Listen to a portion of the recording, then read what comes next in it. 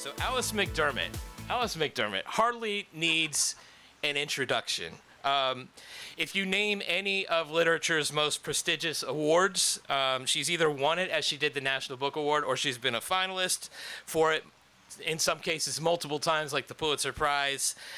She is one of the most respected, observant, and subtly lyrical novelists of our time.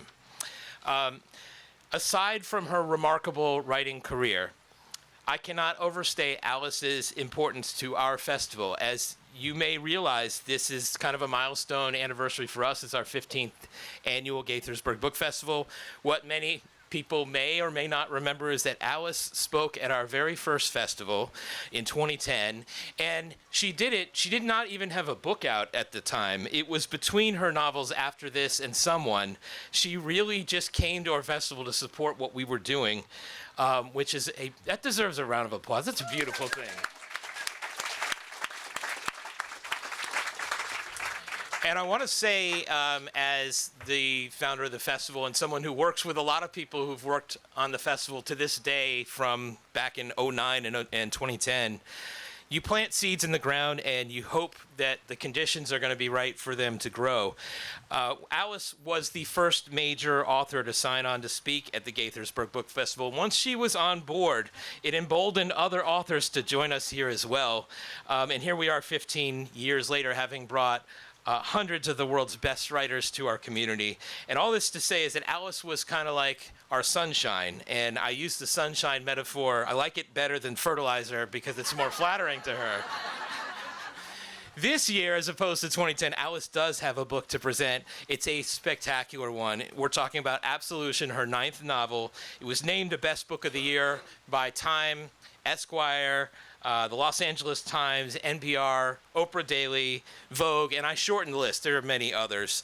And I'm going to leave the details of the story out for this program, but I do want to say that Absolution is now my favorite Alice McDermott in the Alice McDermott catalog. It's that good, and it's a high bar. I think the book's a masterpiece. So in conversation with Alice McDermott today is John Williams, who has been with the Washington Post now 2 years? Just about 2 years. So I still consider him to be new, but he oversees all of the book coverage. So when you see Book World on Sundays, he oversees all the book coverage at the Washington Post. He came to the Post after a number of years at the New York Times, and this is his first time at the Gaithersburg Book Festival. It's an honor to have him with us. So ladies and gentlemen, please welcome John Williams and the lady who is our sunshine, Alice McDermott.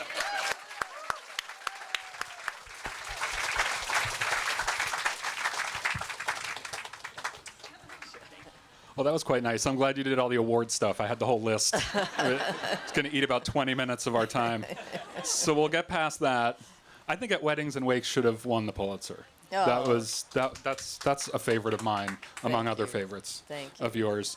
We'll talk, I guess we'll give them the outline of the book. How many people here have already read the novel? Oh. Decent. Okay, all right. Well, we'll cater to people who haven't. I don't want to give anything away. And I will let you first just quickly describe, I think the main thing to tell people, because there's actually a lot of incidents in the novel. It's subtle and it's psychological, like all your books, but there's actually things I don't want to tell because they kind of take your breath away. But talk about the relationship between the two primary characters, Tricia and Charlene, and how they drive the book and the story. Great. Thanks. Well, thank you for being here. No, it's my honor. This is a great privilege. And thank you, Judd. I'm going to go home and tell everyone I am sunshine. They won't believe it, but I'll tell them anyway. I got your word for it. The mayor said they're going to proclaim it. Oh, and thank all of you for being here. I was just thinking, listening to the last panel, this is perfect reading weather and awful book festival weather. Perfect Irish weather. There you go. Right, exactly. Irish irony. The two characters who sort of, in some ways, are the center of the book. Actually, there are two, and then there are two. Yeah. It's always complicated. This is a kind of call and response. It's not really an epistolary novel, although we are to pretend that these are letters being exchanged. Nobody writes letters this long. And if you did write a letter that long, nobody would read it. But the novel sort of begins with something that isn't actually in the novel, and that is a question posed by a woman in late middle age of an older woman who she had known in Saigon in 1963 when she was a child. And the unasked question that begins the novel is, do you remember me? Do you remember my mother? And do you remember this young GI named Dom? That's not actually in the book. You have to read away before you find out. So the book begins with the answer to that unasked question. And Patricia, Tricia, Kelly, from Yonkers, first generation Irish working class girl, newly married, 23 years old, has followed her husband, also working class but up and coming engineer, lawyer, who is now working as a government lawyer in Saigon, 1963. So Tricia is a stranger in a strange land. She's the innocent abroad. And in response to that unasked question, she recalls for Rainey those days, 1963 in Saigon. As most of you know, way before Vietnam became what we think of in America as a mess, on the precipice of so many changes that year.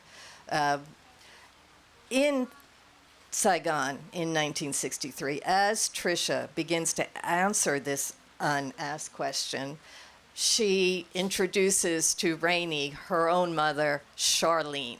And those are really the two characters you're after. For the first part of the book. Their relationship exactly. kind of drives the story. So Tricia's over there, and so is Charlene. Charlene's also a wife of someone who's working as an attaché of some kind. Right. And Charlene is, in many ways, the opposite of... She gives her the name Tricia, right? Tricia doesn't go by Tricia until Charlene calls her that. Right. So you go by what Charlene tells you go by. That's kind of her personality. And so what is their relationship like, and how does Charlene in some ways bring Tricia, and not out of her shell, but how does she drive the action? Charlene wants to help out in Vietnam while she's there. Sure. And so the focus is on we'll get to that, the women and the wives, and that sort of switched lens from some of the historically, the ways it's been portrayed. But talk a little bit about Charlene, because she's a great character and has a big personality. Yeah, so shy 23-year-old Tricia in this new place, trying to find her way, not only in a new place, but in a new class in many ways, because now she's with corporate people. Charlene is the wife of a corporate oil executive in Saigon at that time. And she's a little bit older, and she is well practiced at getting things done. So she sort of sweeps Tricia into her orbit. And one of the first things that Charlene tells Tricia, Charlene knows how to do everything. She knows how to organize parties. She knows how to raise money for charities. She knows how to dress, and she knows when someone else is not dressing well. All the things that Tricia admires and is sort of aspiring to. But one of the first things that Charlene tells Tricia very emphatically is, I want to do good, but it takes money. And that, in many ways, is the crux of Charlene's personality, and taken a little bit deeper, the existential crisis that is Charlene. To do good in the world, the larger world, takes money, and making money involves all kinds of moral compromises. She knows that, and she tries to teach Tricia that. One reason Charlene is great as a creation is because the reader learns things about her. She gets increasingly complicated throughout the course of the book, which I always think is satisfying. So when you first meet her, she's talking about doing good, but you don't know whether or not to believe her. Like, does she really want to do good, or is she just sort of a society person who wants to, boss people around? But over time, she both softens in terms of her relationship to Tricia, and you realize that she does have this aspiration to do good, even though it's very complicated and maybe impossible. Right. So how do they... talk about the scene with the lepers and how you decided to stage that scene there, and how you learned about that side of things to write it so convincingly. Yeah, and I didn't like Charlene when she burst into that. I knew Trisha. I knew what she was going to be like. I knew she would have to be invited to tell her story. I knew she would be looking back from old age. I knew she would be shy. She would be wide-eyed. Charlene burst into that first chapter, and my first reaction was, I know this type, and I do not like her. Seen this, the get everything done. Yeah, these are the people who will get everything done, but you can't wait to get away from them. So recognizing that she was, to her bones, a kind of corporate wife stereotype, then, and I think this is the thing I go to fiction for, then it's, but tell me what I don't know about her. That's what I want a writer to do. Tell me what I don't know. You don't have to blow apart the stereotype. You can say, no, the stereotype is right, but this is an individual that you've never met before. This is unlike, and we'll not see her like again. I think that's the wonderful thing that fiction can do. And so the challenge was, well, what drives Charlene? Is this effort to do good? Is it just part of her corporate wife profile, or does she really believe in it? Is it something she really wants? And once she and Trisha, she christens Trisha, has been Patty, Pat, Patricia. She's never been a Trisha. I actually had a reader say to me, all my life I wanted someone to call me Trisha. I know exactly, it never happened to me, but I know exactly what that feels like. So she scoops Trisha up. And as soon as I knew that these two were going to be working together, I knew it's Saigon, it's 1963. I've got Graham Greene on one shoulder, and I've got Joseph Conrad on the other shoulder. So I knew they had to have a journey into some kind of heart of darkness. When I was doing research for my last novel, The Ninth Hour, and I had to invent a whole order of nuns, I read about how other people founded orders of nuns. And I was very taken with a group of nuns from Syracuse, New York, who went to Molokai to work with Father Damien and the lepers. And one thing that I loved that I couldn't use in the novel, it was just one of these great little tidbits of research that if you surgically insert it into the novel, it will be glaring and wrong. But the group of nuns who went over to Molokai, the woman, Mother Mary Ann, who was in charge of them, the first thing she said was, the women have to have beautiful clothes. She was very fashionable. And their rooms have to be made more beautiful because we can't just take care of their physical needs. They have to have some beauty. And I loved that, and I couldn't use it. But when Charlene showed up, I started thinking, she would come up with something like that, because those are just she wants to do good in the world, but she also wants people to look better. That is doing good in the world. That's another kind of doing. Exactly, right. So that was and in some ways Charlene comes up with the whole notion in a very catty way, because she's having lunch with a major's wife, who she's trying to help get this major's wife to help her in her fundraising. And the major's wife says, what are you doing? You can't do any good for these people. Why are you raising money to bring lollipops to children in the hospital? The only thing you can do is get all the kids out of this godforsaken country, send them to the United States. And she's so angered by that. She comes up with this plan. Well, she says, of course, we can only do very small good, but the worst thing you can do is look away from suffering. That's the evil. I'm out to change. And so we're going to bring beautiful silk clothes to this leper colony that I've been visiting. And that's why we need money, because we have to buy silk so that we can go out and measure all the leper women and the men and make them beautiful clothes. So her goodness is catty. And it's almost, now that I hear you recounting that scene, it's almost like she comes up with the idea to be contrary almost. Oh, yes. And so it's a great idea, but it's only inspired by the fact that she wants to spit in your eye a little. Right, exactly. That's a phenomenal scene with it's her and Trisha and the Major's wife. Yes, and right. The Major's wife she's only on there in the book for a few pages, but she's completely indelible. I mean, it's a great scene. So what about getting back to the research? You said you were doing some for the Ninth Hour. I had a question about both the historical research and then what I would call the mood research, which I wondered how much of that was drawn from your own youth, even though you're, I think, younger probably than these characters. Although I did gasp when I got to Trisha being 23. I knew she was young, but you forget how young, advanced everything happened. But the research for Vietnam at the time, outside of the leper colony, just in terms of the wives' culture and what people were doing there at the time, and also the feeling you have, especially when you flash back to Trisha's friendship with Stella when they're younger, during the not that much younger, during the civil rights movement, and you talk about how they had been kind of inculcated to fear communism, to think of it as once that comes in, we're all doomed. And how much of that did you remember from your time growing up to bring to bear on the book and versus the historical stuff? Yeah, certainly some of it. But, I think that the risk whether you want to call it historical fiction or just fiction that takes place in a time when the author wasn't alive or wasn't adult, the risk, it seems to me, is always that it's so easy to apply a presentism to characters 20, 30, 100 years in the past.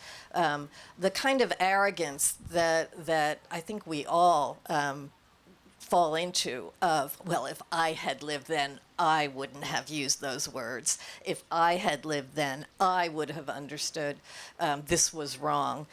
So in some ways, the imaginative leap that you have to make when you're writing realistic fiction about a time that you haven't lived in is to sort of divest yourself of what you know now, what we know now, and not be seduced by the arrogance of looking back and patting ourselves on the back. Oh, we knew that was ridiculous. So what I did, as far as research goes, when I started the novel, I had The Quiet American. I had Graham Greene very much. I wanted to go toe-to-toe with Graham Greene at some point in my career. And this was it. Quiet American took place in Saigon in the early 50s. So this is 10 years on. But again, right on the precipice of change. Much more a time that was of the 50s than of the late 60s and 70s when everything changed. So I had some sense that I wanted to have the characters looking back, but also dwell in their present as if they did not know what was coming. Not having that sense of looking down on misconceptions that were inevitable because of the time and the place where the people lived.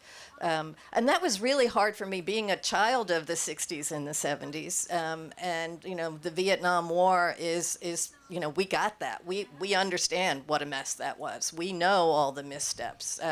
We know LBJ shouldn't have done that, and Kennedy shouldn't have done that, and Eisenhower shouldn't have done that.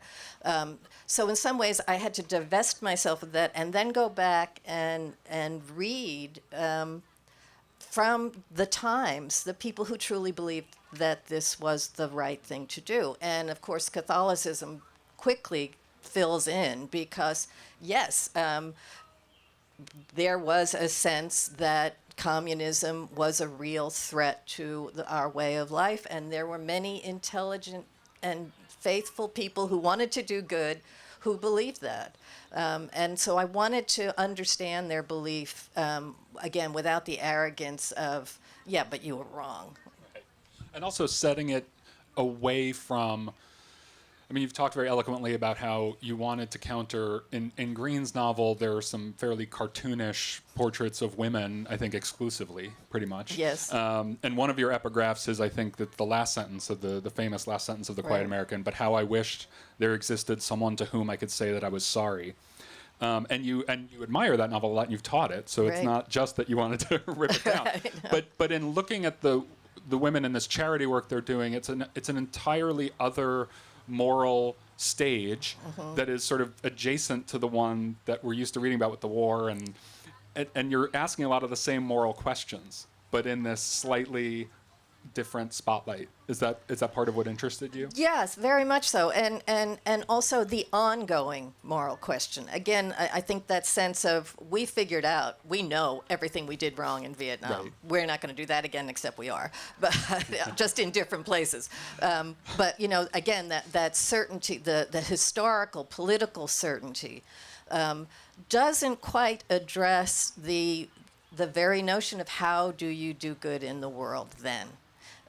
If the effort to do good can result in such a catastrophe as the fall of Saigon in 1975, the 40,000 dead for what? If the effort to do good can result in that, what do we do then? Do we just stop trying? Is there always going to be some moral complication? What you think is good for this person might not be what I think or even the person thinks. But then do you stop? Given that we are creatures in time, that we can't be sure 30 years from now we will be proven right or wrong in our efforts. How do you do good in the world? Also, just the unintended effects, even of something like, you would think that just wanting to help children who are sick has a fairly clear, but the way that they do it, the way that they talk about lifting them out of the country and taking them to the U.S., the way they almost, there's a great scene in which someone's kind of implying that they're going to sell babies out of the country. So even these things that seem a little more unimpeachable at first quickly get complicated and darker. You have one character says to another, I forget which, they're describing the nuns in the leper colony, and they say that one of them says, well, they're on everybody's side, and then the other corrects them and they says, sorry. One says they're not being on anyone's side, and the other one says, no, they're on everybody's side, which is a hell of a lot more complicated. Right. How did you feel about that? That line felt very sharp to me, like it landed very hard. Yes. Yeah. So what do you think about the nuns and the work they're doing and the way the characters relate to that? Yeah, it's funny. Ann Patchett, the writer, said to me that she couldn't understand why Charlene was Episcopal and not Roman Catholic. And I said to her, if she was a Catholic, she would have been a nun. Amazing. Because she's Episcopal, she married a rich guy. That's just what women did. But yeah, and even Charlene, who's not Catholic, certainly Tricia, because she's been raised by nuns, more or less, or educated by nuns, and the leper colony is run by French nuns. And Tricia very quickly understands that these women are going to be in this leper colony for the rest of their lives. They're not going back to Paris or Marseille. And in some ways, that's much less complicated than Tricia, who's married and wants to have children, or Charlene, who has children of her own and another life. Other than the life of doing good. And so in some ways, Tricia thinks Charlene envies the nuns because they are so single-minded in their efforts to do good. And it really comes, the question that Charlene gets hit with at the leper colony, a very Graham Greenish character, I must admit, comes out of the jungle, a retired doctor, very mysterious character. The devil. With a capital, right? with a capital D. With a capital D, right. Kind of sexy, dirty, But one of the first things he says, and Charlene doesn't like him at all. Tricia kind of likes him, but Charlene right away, they don't seem comfortable with each other. And one of the first things he says to her is, where are your own children while you're here doing good? And again, it brings that not only the question of how do you do good in the world, but how does a mother do good in the world?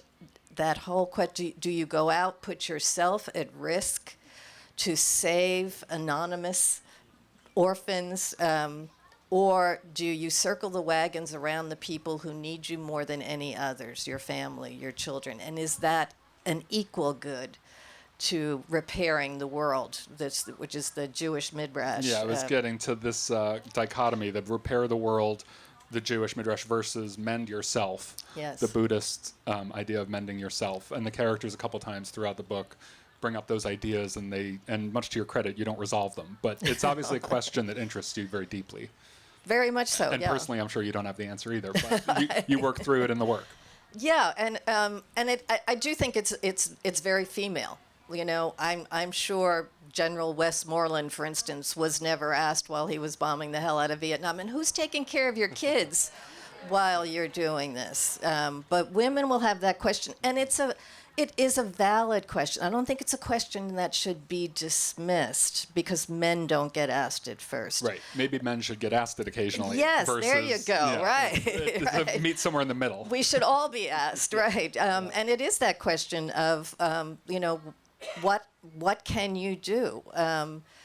In the Stella is a friend from Trisha's college days, sort of the precursor to Charlene. She kind of tilled the soil for Charlene to come in, and she was a great do-gooder herself as a college student at Marymount Manhattan, and at the time an all-girl Catholic school.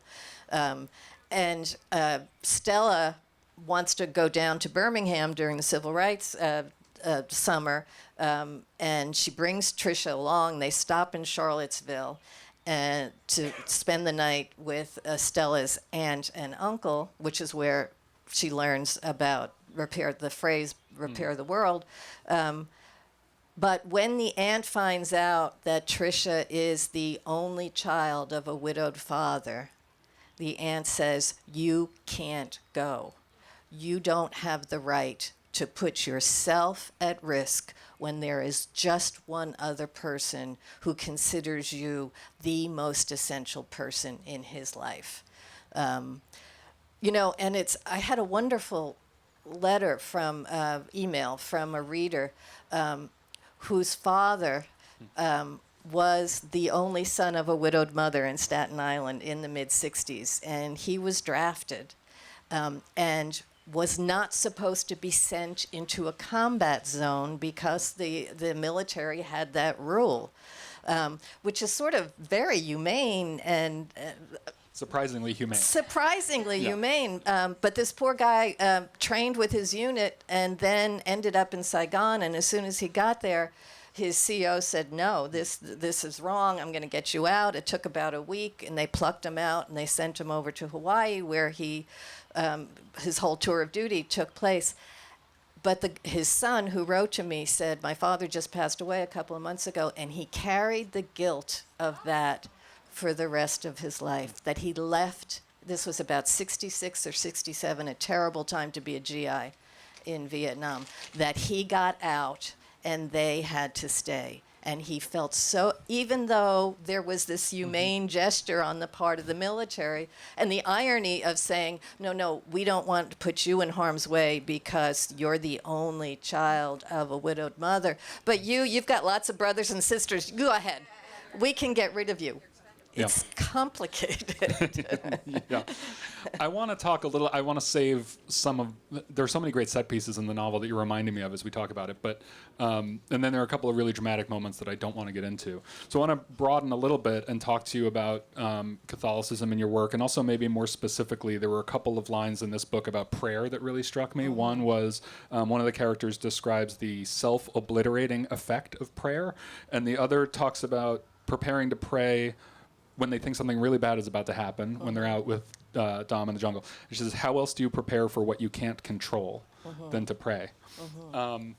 If it's not too personal, do you mind talking about thoughts about prayer, both in the work and also maybe in your day-to-day life? Yeah, sure. It's a subject that interests me, and I'm not going to have another chance to get Alice McDermott's thoughts on it. So.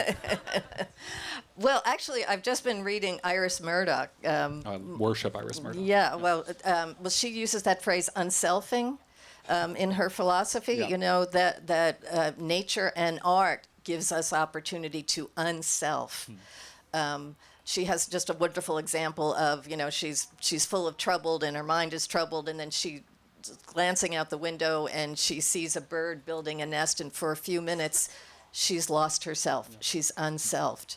And I think in some ways prayer is one way at doing that. I agree with Iris Murdoch, art and nature also, and maybe prayer is somewhere in between those two things of just it seems to be about yourself, but no, on the other hand, it's a going out, and it's either asking the universe or it's a mantra. Having been raised Catholic from the cradle, my first poetry was prayer. Just that sort of wonderful rhythmic. The words are already there you for memorize you. it and it, yeah. Memorized it and repeat them. And again, in some ways, it almost stops thought. It quiets it. It quiets it, yeah. Rather than saying, "Do this," God or whoever, do this for me, then do this, then do that, then make sure it's on time. And it's just I'm putting myself in the hands of some perceived goodness through this repetition of beautiful phrases. And about Catholicism, more generally speaking, it's obviously such a huge theme in your work, and you've talked. I've only seen you talk sort of glancingly about not being such a great Catholic anymore. But that's a common feeling among people raised Catholic. All the best Catholics are not good Catholics. Right. Yeah. It's like a weird form of bragging almost. But is it? I guess what makes it so rich for you as a writer? Do you feel lucky that you were raised with it because you find it a very rich area to explore as an artist? I don't know, lucky. It just seems. Or just no. Let me rephrase that. Is what keeps you coming back to it something that you still feel you need to work out, or just the fact that you find it so kind of endlessly interesting? Probably it's somewhere in between those. I'm not sure I find it endlessly interesting, and I still roll my eyes when the Catholic writer. Oh God, how did that happen? But I do find a couple of things. One, the sense of the physical world being representative of something else, signs and symbols of the Catholic Church, and prayer, all those things that are provided to you through the faith or the faith tradition, and also that a faith that gives you language for things we have no language for otherwise. So it's, as soon as you try to create your own language for the big things, it sounds terrible. It clunks. Language stops and fails at the most important moments. But I think faith, just like prayer, as I was saying before, is more of, I'm not going to try to give this my take. I'm going to give it away. Relinquish control a little bit. Right, or just that sense of when you're with a really good friend and you say, you know what I mean, I don't have to say it. The sense that the universe is also saying, I know what you mean, don't, because if you say it, it's going to sound really stupid. But I'm there. There's some understand. I mean, none of us want to die. None of us want the people we love to die. We are stuck in time, and we're not happy about that. There's a sense of longing for a past that we know we will never be able to retain. There's a fear of a future because we know where it's coming. And how do you address that? And that sense that faith says, it can be addressed. Be at peace. It can be addressed. and I mean, to go back to the novel, I did not think this would be a Catholic novel, but history made it a Catholic novel because we had a Catholic president, and the president of Vietnam was Catholic, and the Catholics were in the CIA. It really was called the Catholic Intelligence Agency, and defeating communism was a very Catholic thing. But also, I discovered as I was composing the novel that essentially what this is a proposition that the gospel give us, and it's not only Christianity, but it's at the heart of Christianity. No greater love has any man but this, to lay down his life for his friends. And I guess essentially I wanted to say, is that true? And if it is, it's marvelous, but it's more complicated than that. Difficult. It's just like doing good. Difficult yes. and complicated. Yeah. We'll take your questions in just a couple of minutes. So if anybody has anything to ask Alice, I'm sure you have very searching and interesting fans. Tell me about the title of the novel, Absolution, because it's so simple, and yet when you finish the book, like a lot of the rest of the book, it leaves you thinking in a way that's very complicated. Very. I mean, who is seeking absolution in this book? Do they get it? And why did you call it that? Well, part of it, sometimes you have titles. Those of you who write know sometimes you have titles right away. Sometimes you have a title before you have anything written. Sometimes you have to write the whole book and then figure out a title. This was a title that was sort of slowly dawning on me as I was composing the book. Part of it was that it is this call and response between Tricia and Rainey, a kind of confessional. Catholicism comes in again, and in some ways, like any memoir or confessional, things that the participants didn't know they were going to say begin to get said in the course of confessing. So I think just with that structurally, and just there was a couple of times when Tricia says, I'm looking back at this now, how we used to dress, how it was 101 degrees in Saigon and we were wearing stockings and girdles and dress shields. And every once in a while she thinks, I hope you're laughing at this. Weren't we silly? I know that sounds terrible, but that's how we spoke in those days. So there did seem, as I was hearing the voices, there did seem to be a quest for forgive us for who we were. We knew not what we were doing. We did the best that we could. So I'm not sure anybody gets absolution, but I think it's the asking for absolution.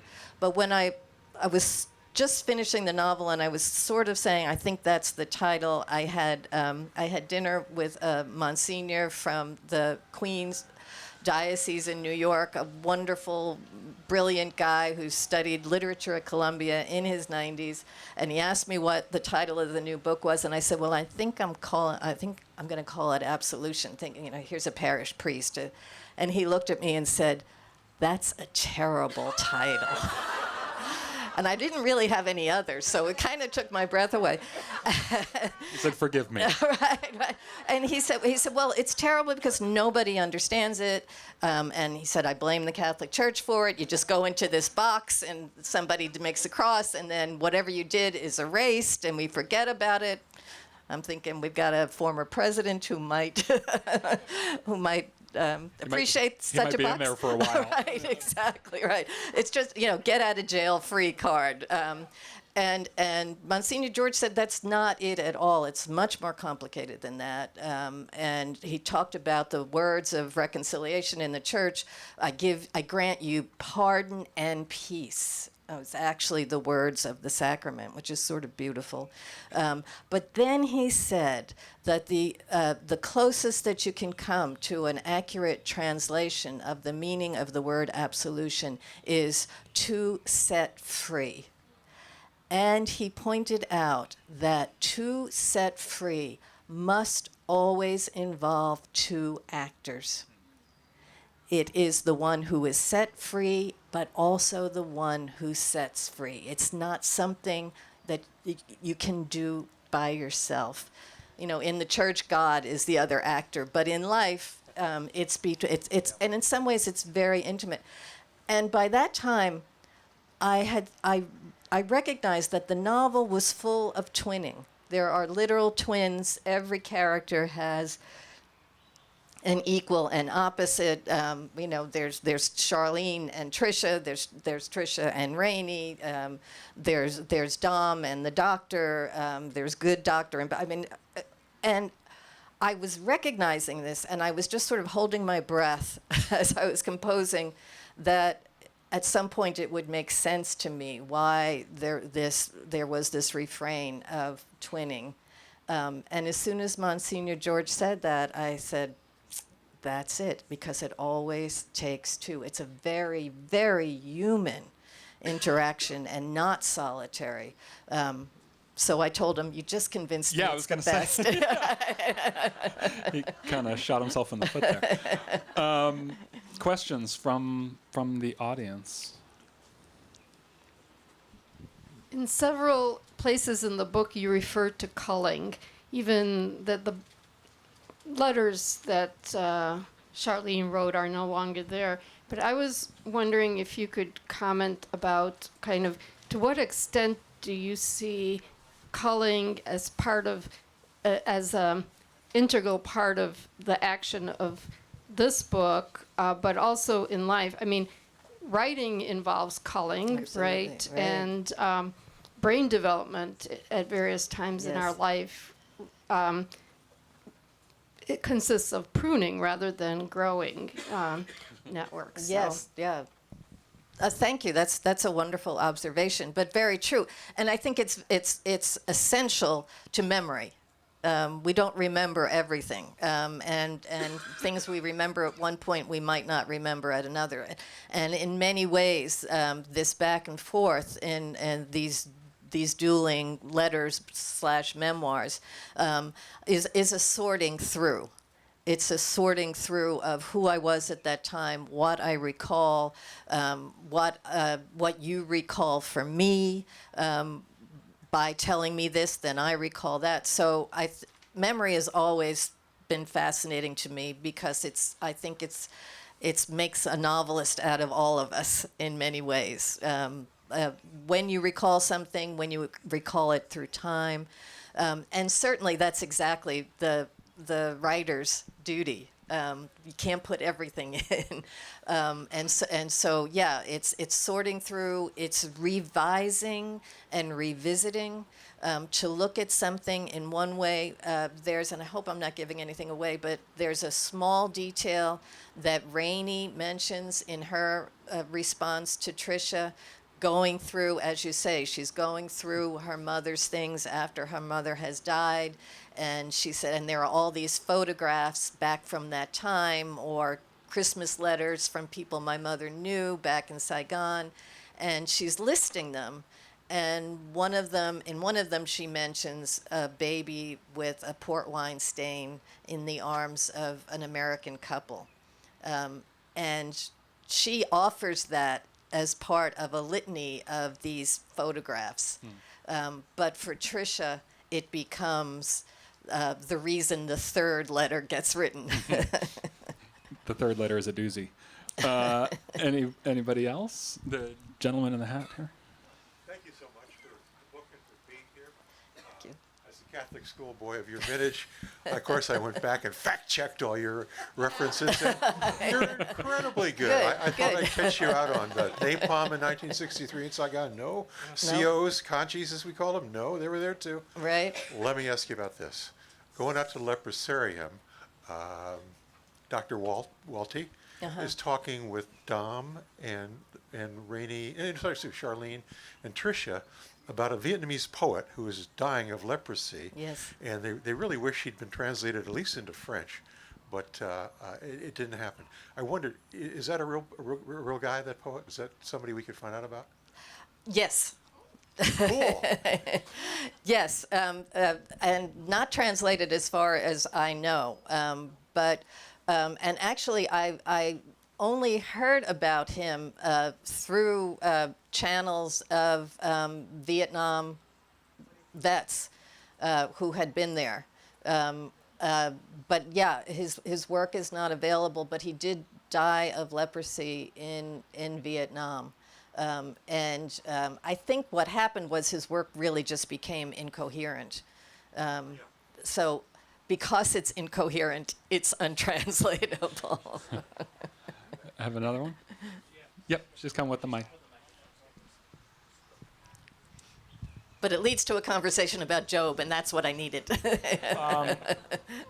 As you say about leprosy, is that Irish or something? Explain what leprosy is. Is that the question? Yes. Leprosy is a terrible disease that... Hansen's disease, we call it now. Oh, is that what we call it now? Yeah. Goes back thousands of years. And how prevalent was it back then? Remarkably so. Even here in the United States, there is a so-called leper colony outside Louisiana that actually James Carville's family Weird. was his property. Yeah, yeah. I just had another friend give me a James Carville anecdote yesterday. That's very random. Anybody else? A final question? I think we have to wrap up soon. Over there. Yes, hello. Alice, do you personally believe in absolution?